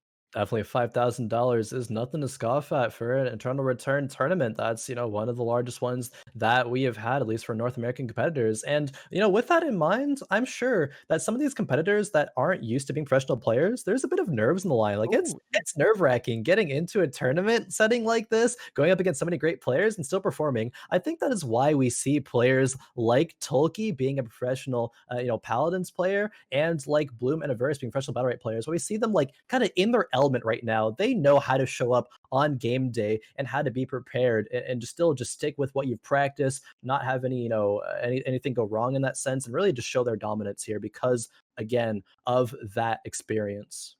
yeah. What I love about that is the kind of dichotomy of you look to the next placement. And it's actually Gummy Passant, Gummy, our resident variety streamer. coming in here and really showing up in a tournament setting, which is a lot of Yeah. fun to see. Now we know Gummy pretty well. We know he used to play competitive in he's played Pokemon TCG, he's played Legends of Runeterra, he's played competitive for Heroes of the Storm even forever ago. So he has Yeah. played in tournaments. He does have some experience playing in tournaments, but coming into a $5,000 ERBS tournament as the variety streamer, a bit of an underdog.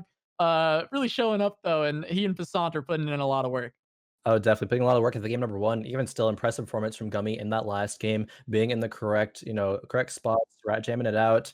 And we do actually now get our draft for game number 3. Tomsorcer moving on over to Nadine. It looks like Ashen actually on the Spear Fiora now. That is not something that I would have expected.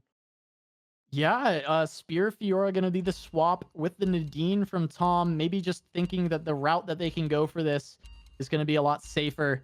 Help them scale the late game. Go play for first. That is what Ashen and Tom need to do. See if they can make their way there. Trying to see if there's any other changes. It doesn't look like there are any. Looks like that's the only change. Tom and Ashen, Yeah. which we kind of predicted. We thought that might be the case. Definitely. I think if there is any duo to make a change, it is gonna be that one. They're gonna be so, have so much prowess on a slew of different test subjects. So I think this is a good change to bring out here. There was the consideration, it looked like for a moment, for Celeste to pick up a Sylvia. Celeste is a very, very Ooh. good Sylvia player over the Adriana, but did actually end up going back to the Adriana, I believe. So I think that was the only change. Now, that being said, maybe there is going to be a bit of a worry again for Mike Liddell BBJ. They did not change the composition. It's still going to be that Shukai, still going to be that Zahir. So Forest, that's gonna be the place to watch. Yeah, and we will be getting to that game 3 as soon as possible. We did have another lobby crash, some more disconnect issues, so we're very sorry about that. We're going to be sorting those out and getting it ready as quickly as possible. Thank you so much for bearing with us, but we'll be right back with game number 3, the final game of Lobby B, when we return.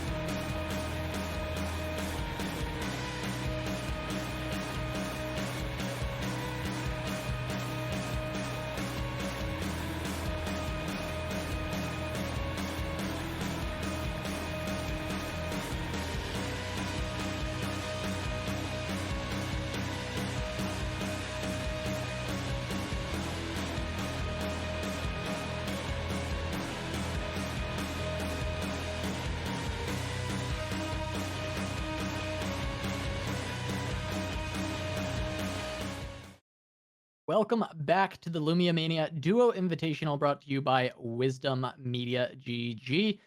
We are getting things ready to go. It looks like we've got some of the things fixed. We're just working on making sure we can get things started and working just fine for the players as we do move into game 3, the final game of Lobby B before we move into our kind of grand finals of the tournament. But Khroen, looking into this game number 3, we looked at the scores a little bit earlier. We saw, kind of how it's shaping up, and we kind of saw a little bit of a taste of what Tom and Ashint are going to be swapping to.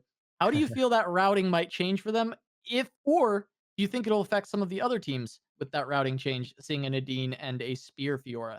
Yeah, I'm not sure. Okay, so the crossbow Nadine obviously likes to be around that hotel area that they're already around anyway, so it probably works out. There is the spear change, however, and I'm personally not as familiar on the spear Fiora route. I've played, rapier Yeah. Fiora obviously a lot. I've played two-handed Fiora even a little bit, but spear is kind of haven't been experimenting with too much. Ashent, of course, going to be very, very well experienced on all of those Fiora builds. I would think it still would converge onto that hotel area, but maybe they're going to be a little bit stronger because they're going to have, I think, a bit of a more power spike with that Nadine online at this point in the game. So I think they've recognized where their issues were, how they were getting punished. And this is, in my opinion, a really good swap up in this game 3 when they really need it to, because they need a pop off game to get into that fourth place, fifth even as well, maybe to go for that tiebreaker.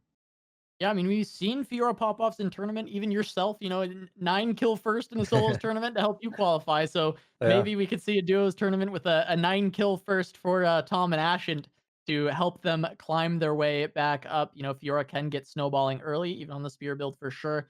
She does have the potential to put out a lot of that damage. Maybe if they can catch some people off guard, maybe utilize the slow from Nadine to help catch up, might be able to pick up some kills, but they are going to need it. Absolutely. They're going to bring this back, kind of the favorites they have overall. We'll see if they can do it. But let's go ahead and take a quick dial back. Let's talk about Lobby A.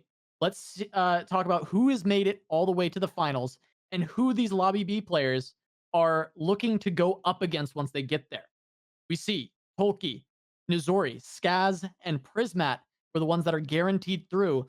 But Turk, fifth place, sitting at 44 points. Now, the top 4 teams from Lobby B are going to go through, but that fifth place team will be on the bubble, and they have to have more than 44 points if they are to make it through, or else it will be Turk and Liam Black that it will join everyone else in that finals lobby. And looking at the scores from Lobby B, at least so far, I mean, I don't know if people will be actually able to get up to that 44-point marker. Yeah, taking a look at them right now, it is possible. A lot of things could happen. It depends on the kill distribution and things like that.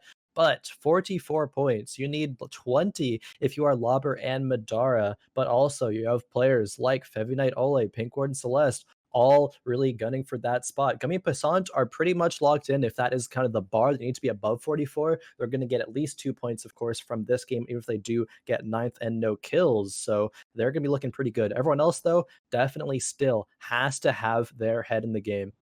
Yeah, I mean, Bloomin' and Verse are just gluttons hogging all of the points from Lobby B, not letting out having anyone else have any, which Yeah, is going to affect that fifth place for sure. It's going to make it very tough for the fifth place team from Lobby B to actually make it through because yeah. 44 is a high score to be contending with for that fifth place spot. Definitely, and it seems like players like Averse do generally play well with momentum. I didn't really follow the battle right scene that much, but at least from the channel return scene, Averse, really hyped off coming off a win in Immortals Arena. We casted that actually, seeing Averse coming off a victory in that solos tournament. So definitely going to be really strong, really confident with these 2 wins in this Lumia Mania here. I'm sure that they're going to be going for another dominant performance in game number 3, even if they don't need it, just to get that good momentum going forward into the finals. Oh yeah, Averse even said that. We interviewed him after that tournament win in Immortal Arena for solos. He even said going into the 3, he was like, "Nah, I wanted to see how hard I could crush this. I wanted to Yeah. see how many points I could score." So I don't expect Averse and Bloom to hold back whatsoever. We'll see. They're gonna go for like, how many points can we score in Lobby B? Can we break 100? Maybe is their thought process. So we'll see how this shakes up as we do see the drops coming in, and I kind of want to see where Tom and Ashen might be going. It looks like double starting Avenue, and that is Okay. going to be very interesting. I'm wondering where that pathing is going to be because that's quite a few players that are starting Avenue. Yeah, it is. Three players in Avenue, three also starting in Hotel as well. Bloom being the solo drop into Alley here.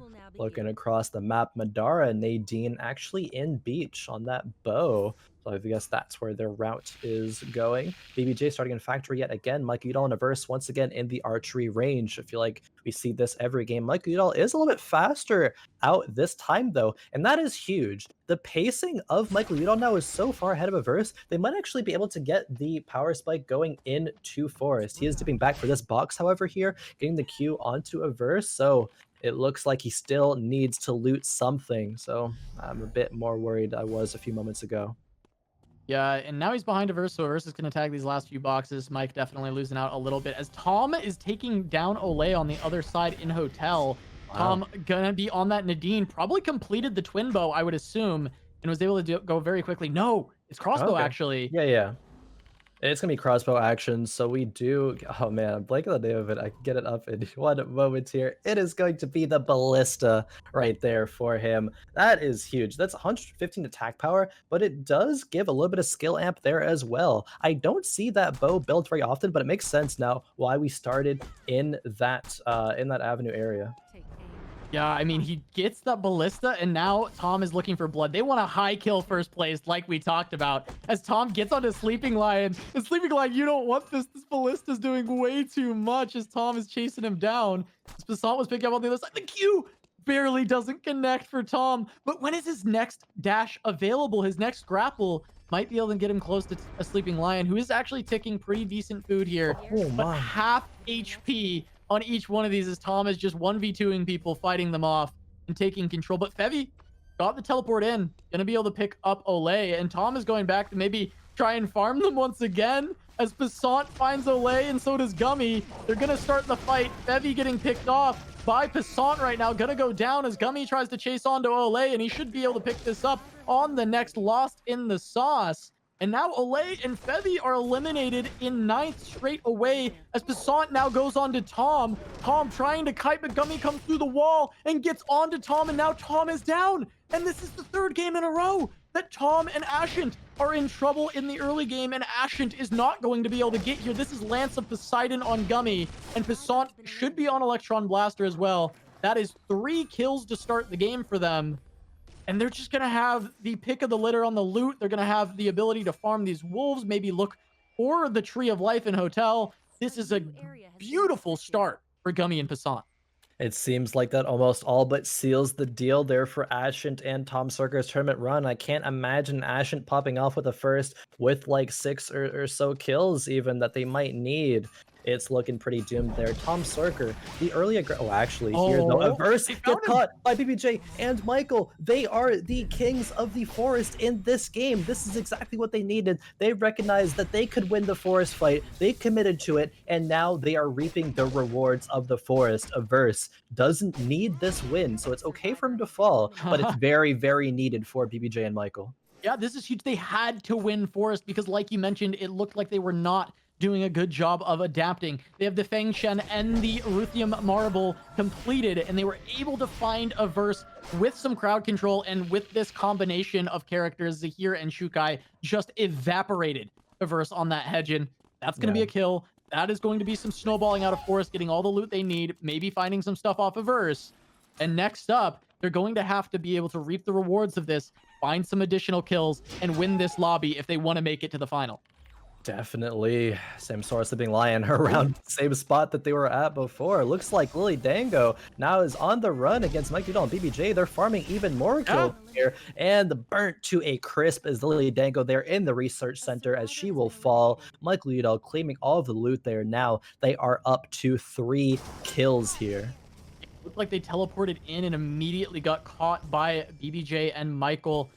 Now we have Celeste and PinkWard looking at Samsora and Sleeping Lion. We saw this fight before, and I'd love to see it again, but I could imagine that both of these teams actually might not want it because they both fell last time in that 2v2.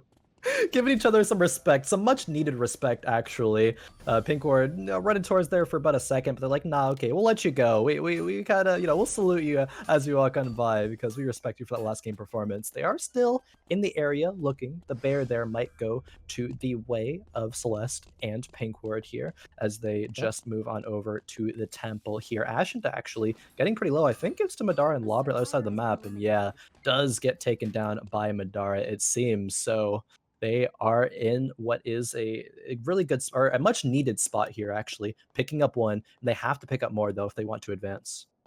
Yeah, Lobber and Madara finding that one kill, eliminating Tom and Ashent, and that will be eliminating them from the tournament. There is no way that they have enough points to make the top 4 or even the top 5.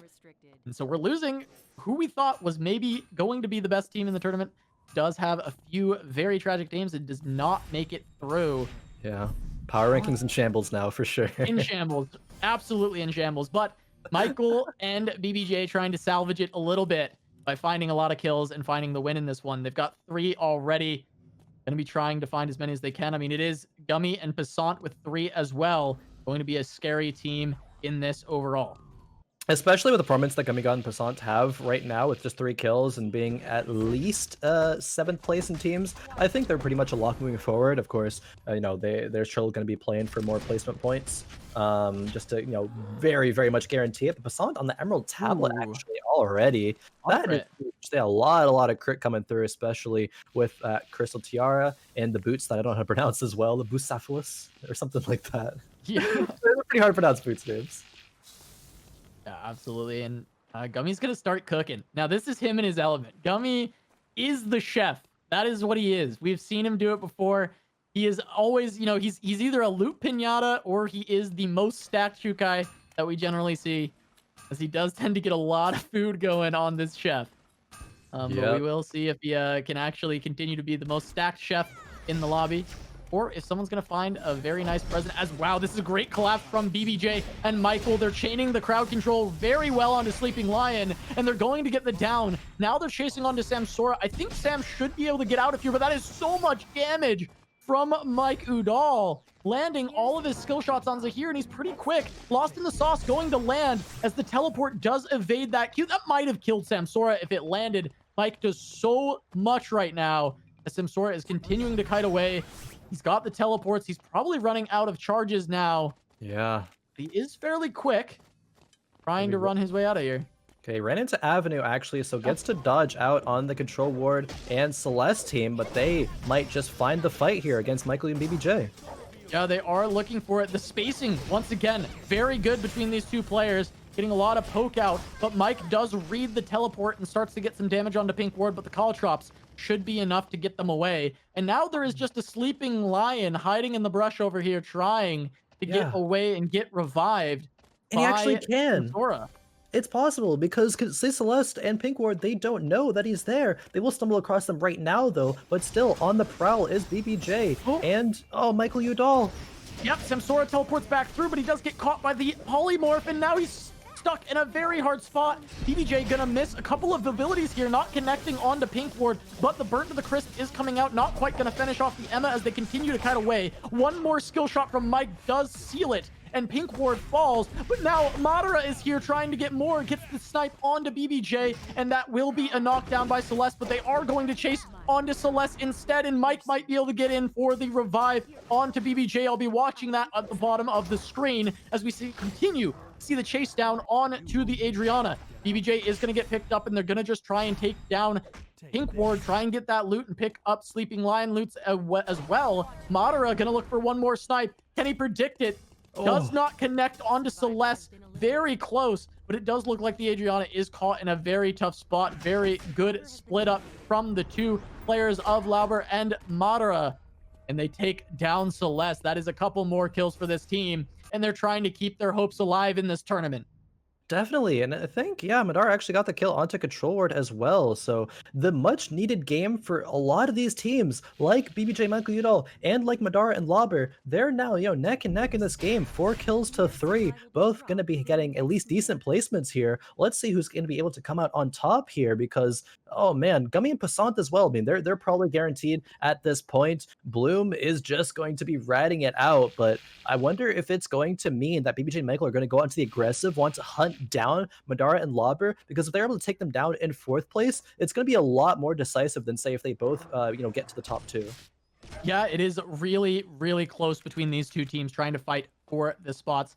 I think, Mike and BBJ really do need the kills. They're going to want to find those, but they also need to ensure that they're getting first. They need that first place. And so it's balancing out, risking for the kills because they do need even these small 2 points each for each kill that they need to pick up, but also they need to ensure that they're getting the full 18 for first place.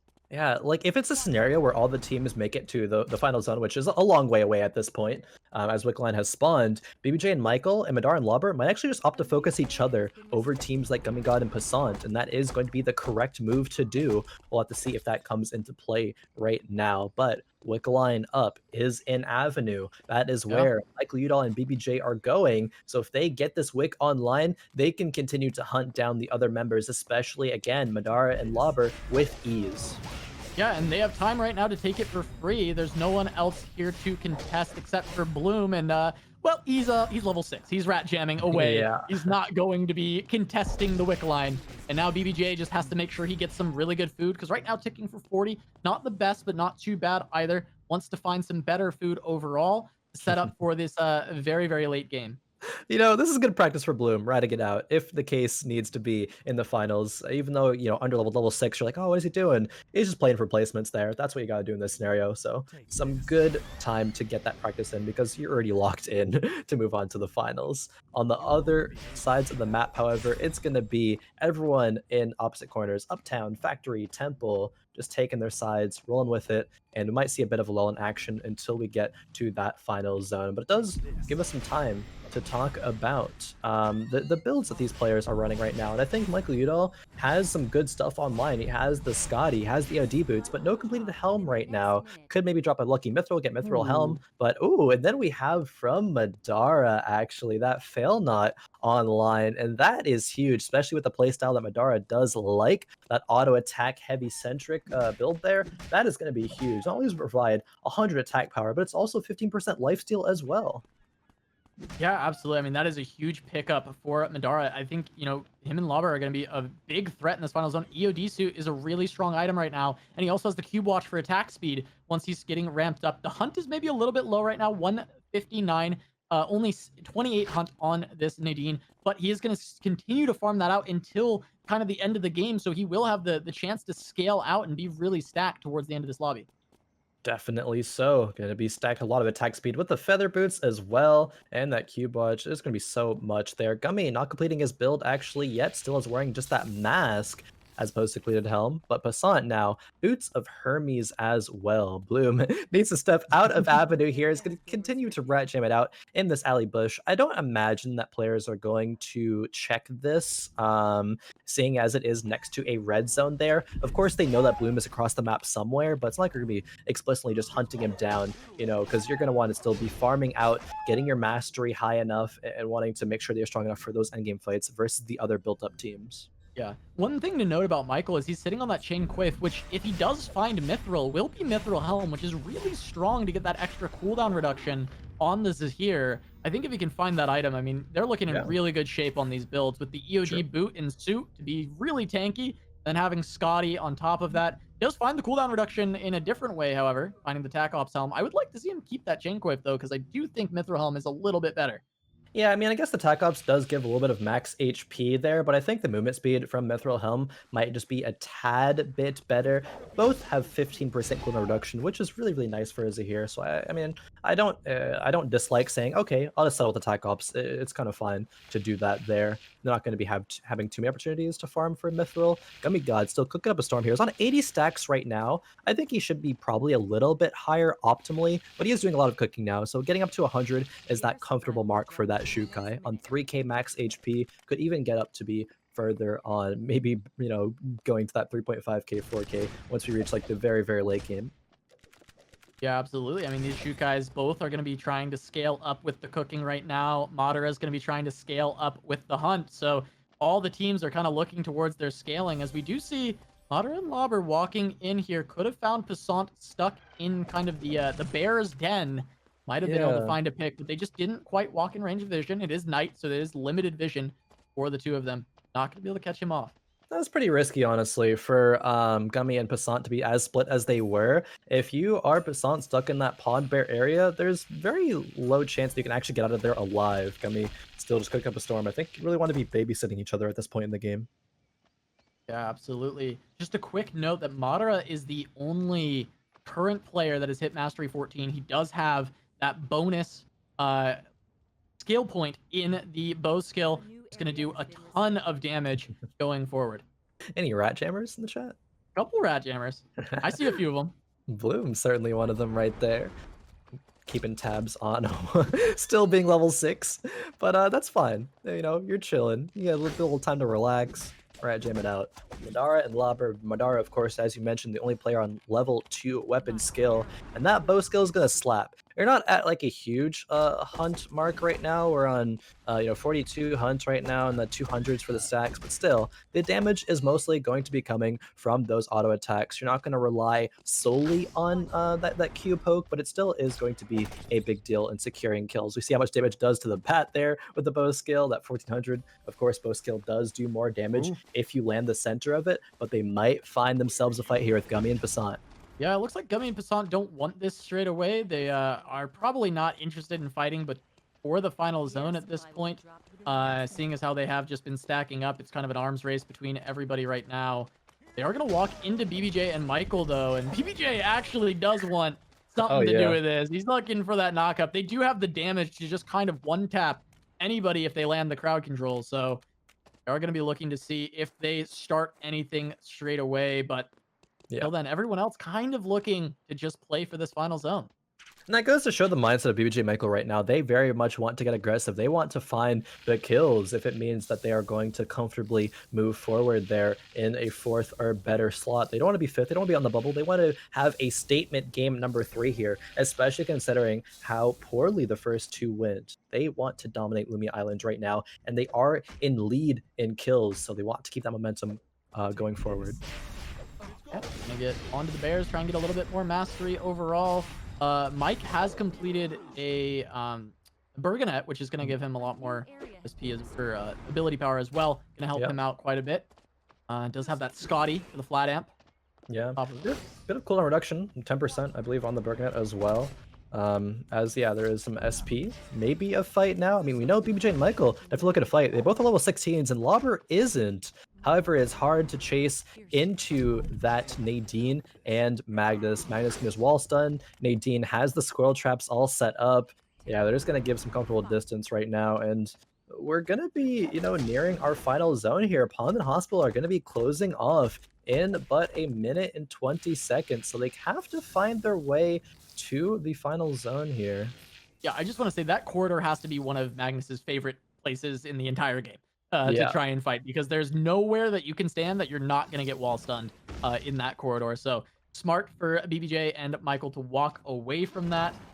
We do have a couple of masteries coming in. It is Udal has also hit Mastery 14, so he and Madara are sitting on that extra skill point in their weapon mastery skills, as you can see how much damage it can do.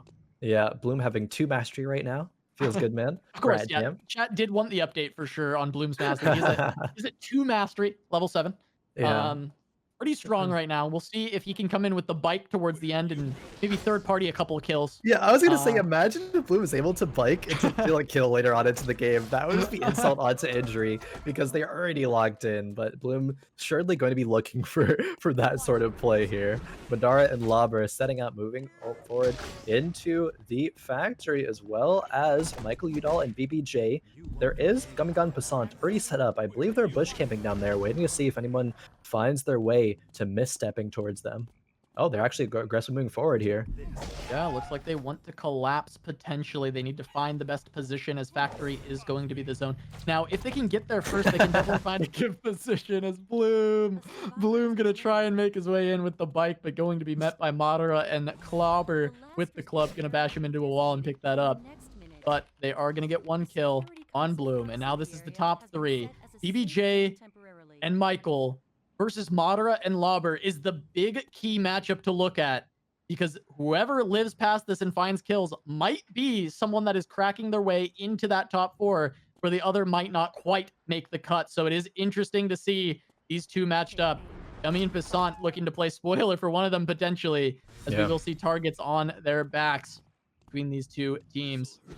Are they going to play hesitantly here? Are they going to want to get at least second? Or are they going to want to be the ones that are aggressive? We know that if you are aggressive in a 3-2 remaining situation, you can get punished for that. Not only do the kills matter, but placement points matter as well. Lauber face checking here. It's Gummy God. Yo, face checks into Gummy, and he's going to get burnt to a crisp by that Shukai. And now BBJ and Michael are going to look to try and take control now that Gummy's ultimate is down. They move their way onto Passant, but it looks like they need to go back to Lauber to prevent Madara from getting that res. They want to try and ensure a higher placement.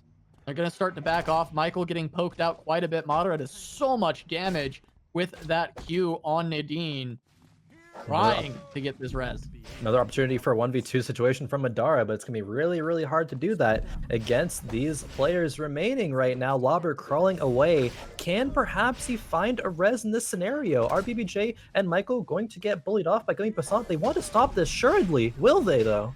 Yeah, they might not. I mean, he goes for the stick, but the knockup comes out from Michael, and he does get that interrupt. Madara tries to kite away, but he will be taken down, and that is one more kill for BBJ and Michael, and now they just need to win the final fight. A smart bomb trying to protect them while they heal up. BBJ gonna go for the rest, trying to heal all the way up, but Passant and Gummy have smart bombs. Chat, get out your notepads and write down how it's made, because they've got a couple of them in the final zone. As BBJ walks forward, he's gonna drop very low. The ulti coming down from Michael, but they're getting burnt to a crisp, and the final trap going to blow up and take down a Michael and BBJ. Passant and Gummy getting a 6-kill first place in the final game to qualify for the finals with a statement saying, hey, we probably had enough, but we're not done yet. Good luck, BBJ and Michael. We'll see if it's enough points. Not done yet at all. They will be moving forward into the finals. We know that for sure. But the question remains, will Michael Udall and BBJ have enough? This is a 6-kill second. I think actually there was a bit of a post-mortem death there onto, I believe it was Gummy God getting down. So I think that did count as a kill.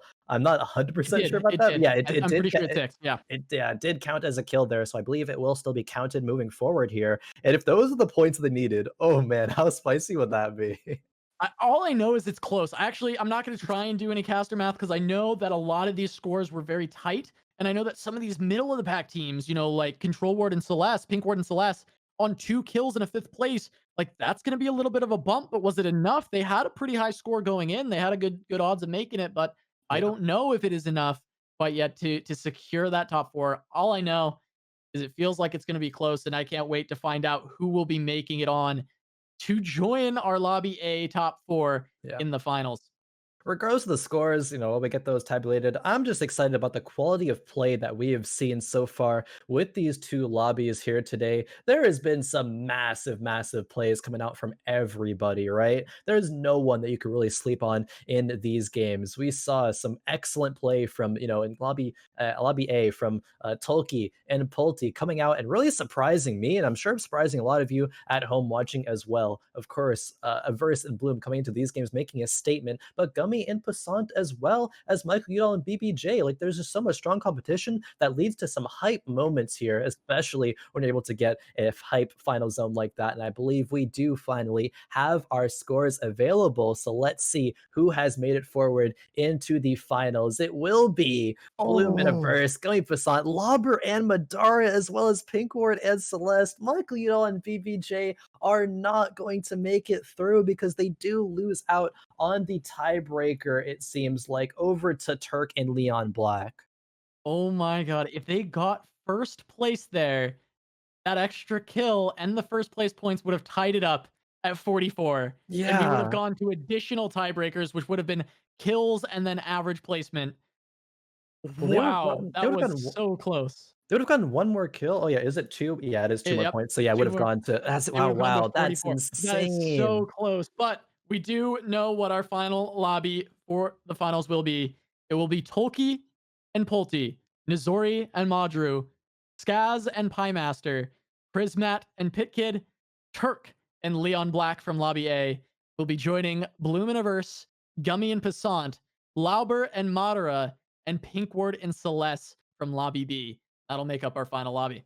What a hype final lobby we do have. There's so much good action there. Especially, I can't help but, think about that PinkWard 1v2. I hope we get My to see God. another scenario like that Yeah. again. Oh, man. This is hype. Yeah, that was crazy. That was huge that they were able to do that, and they're gonna advance on to that top 9, that final 9, that grand finals. They're gonna compete for that $5,000. We are gonna have that finals coming to you very soon, but we're gonna take a short break, and Lumia Mania will conclude after this.